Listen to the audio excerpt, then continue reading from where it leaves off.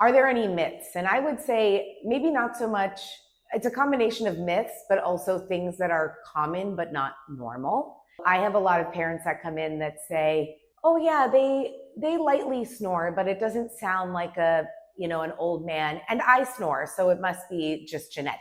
Snoring is not genetic, and snoring is not normal for anybody. So it's common because we have a lot of kids and adults that have restricted airway and sleep disordered breathing. So there may be a lot of kids snoring out there, so it might be common, but it is certainly not normal. Similarly with mouth breathing, just because someone else in your family does it or you do it doesn't make it normal. It just makes it common.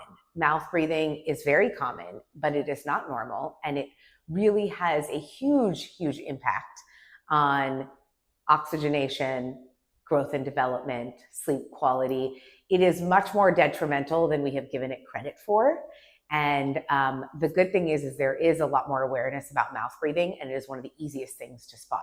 The other myth is that my child's mouth is open, but they're breathing through their nose. If someone's mouth is open, the only reason it's open is because they're using it to breathe. There is no such thing as my mouth is open, but I'm breathing through my nose. So you just want to acknowledge that the mouth is open and realize that it's being used to breathe. And then we can address how we remedy that situation. In terms of tongue ties, there is a lot of myths out there, one of which is that they will stretch out. That tissue does not grow, stretch, or change. It is where it is, and it was there since utero. It did not appear later in life. And the only way to change the anatomy is to do a procedure on the anatomy, so to relieve the tongue tie. So it is not something that a child is going to grow out of or an infant is going to grow out of.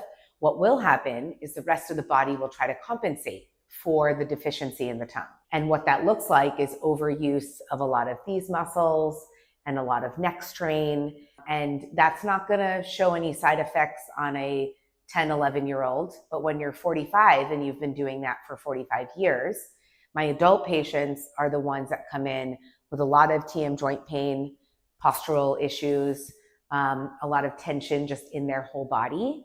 And that is from years and years of using the wrong musculature to compensate for a deficient tongue. That is not the myth of that it grows, stretches, or changes, or that you'll grow out of it. That is not correct.